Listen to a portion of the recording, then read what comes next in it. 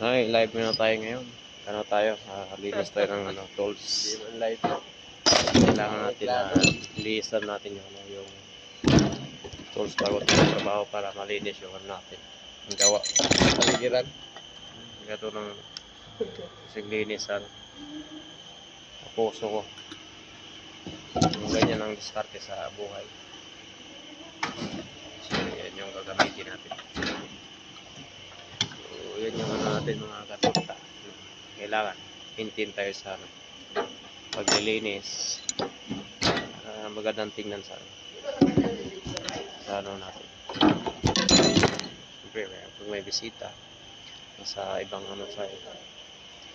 ibang nasod, kailangan na makita din nila na yung trabaho natin okay, mas malinis pa yung natin area, so mas magandang tingnan, so kasi linis sa mukha.